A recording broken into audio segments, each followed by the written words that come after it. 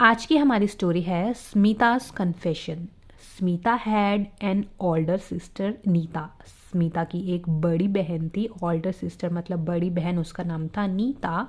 Who was speech impaired. Speech impaired मतलब वो बोलने में असक्षम थी, बोल नहीं पाती थी। Smita always took advantage of Nita's disability. Smita ने हमेशा, ऑलवेज मतलब हमेशा, टुक एडवांटेज फ़ायदा उठाया। टेक एडवांटेज मतलब फ़ायदा उठाना, ये सेकेंड फॉर्म है, तो हमने बोला फ़ायदा उठाया किस चीज़ का? ऑफ नीता डिसेबिलिटी, नीता की विकलांगता का। नीता जो बोल नहीं पाती थी उसका हमेशा स्मिता फ़ायदा उठाती थी।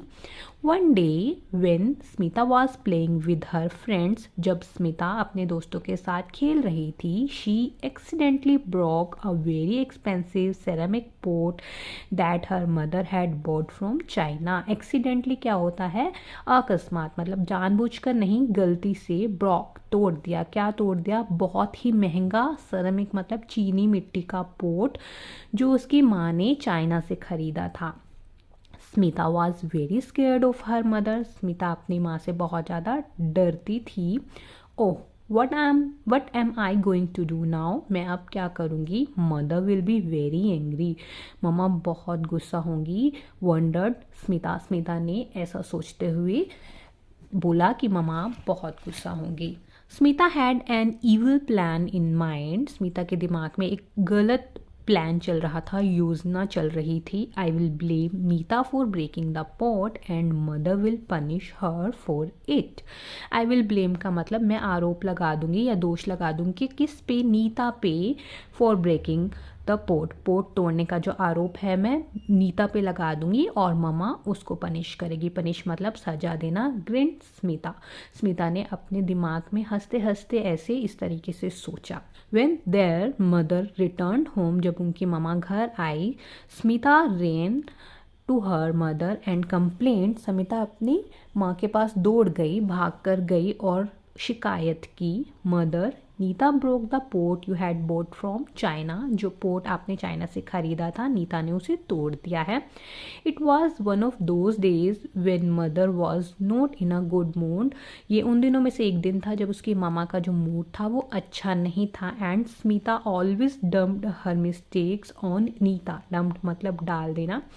स्मिता जो थी वो हमेशा अपनी गलतियों को नीता पे डाल देती थी।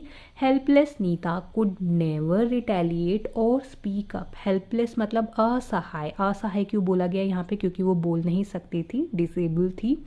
नीता कुड नेवर मतलब कभी नहीं कर सकती थी। रिटेलिएट, रिटेलिएट क्या होता है? प्रतिकार करना। जैसे दो बच्चों में लड़ाई होती है ना, एक बच्चा बोलता है कि इसने किया है, दूसरा बोलता है नहीं मैंने नहीं किया, इसने किया है।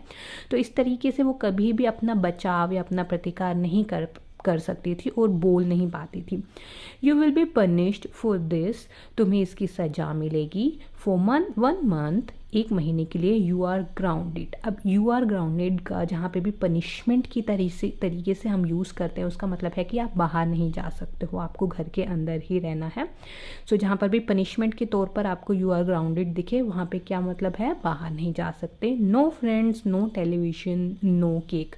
कोई दोस्त नहीं, कोई टीवी नहीं, कोई केक नहीं, एंड चॉकलेट्स भी नहीं।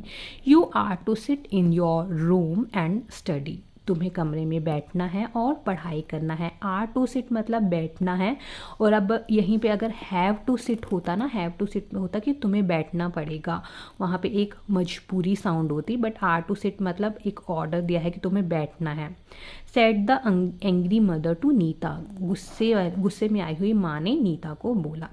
Nita was in tears. Nita रोने लगी। फ्रॉम मॉर्निंग टिल इवनिंग, सुबह से शाम तक। फ्रॉम मतलब से, टिल मतलब तक।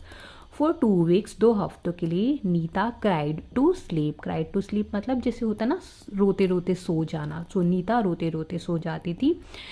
स्मिता कुड हेयर नीता सोब in the silence of the night. अब स्मिता जो थी कुड हियर, सुन सकती थी। क्या सुन सकती थी? नीता की सिसकियाँ। सो मतलब सिसकियाँ, जो रात के सन्नाटे में स्मिता जो है नीता की सिसकियों को सुन सकती थी। One morning Smita went to her mother, अपनी माँ के पास गई एंड कन्फेस्ड। कन्फेस्ड क्या होता है? अपना अपराध स्वीकार करना कि पोट मैंने तोड़ा था, नीता ने नहीं। Mother, I am sorry for being so mean and selfish. मतलबी और स्वार्थी बनने के लिए मुझे माफ़ कर दो। I broke the pot and blamed Nita for it. Pot मैंने तोड़ा था और इसका ब्लेम जो है वो नीता पे डाल दिया। She did not do it, वो उसने नहीं किया है। प्लीज़ फॉरगिव हर, उसे माफ़ कर दो। Although Smita was a naughty and a selfish one, हालांकि स्मिता जो थी शरारती थी और स्वार्थी थी, but she loved her sister, लेकिन वो अपनी बहन से प्यार करती थी। 2 weeks of Nita's suffering taught Smita a lesson. 2 हफ्तों का जो नीता का कष्ट था, जो उसने सहन की थी सजा, उसने स्मिता को एक लेसन सिखाया, मतलब एक सीख सिखाई। कि क्या सीख थी? Never take advantage of those who are helpless. जो हेल्पलेस लोग हैं, असहाय लोग हैं या डिसेबल पीपल हैं, जो पहले से ही किसी न किसी प्रॉब्लम से जूझ रहे हैं, हमें उनका फ़ायदा कभी नहीं उठाना चाहिए। हमारे फ़ायदा उठाने से उनका नुकसान होगा, हम उन्हें और ज़्यादा प्रॉब्लम में डालेंगे। सो बेटर है उन लोगों की हेल्प की जाए, इंस्टेड कि हम उनका फ़ायदा उठाकर अपना फ़ायदा निकालने की सोच रहे हैं। आपको कहानी कैसी लगी? कमेंट सेक्शन में ज़रूर बताइएगा।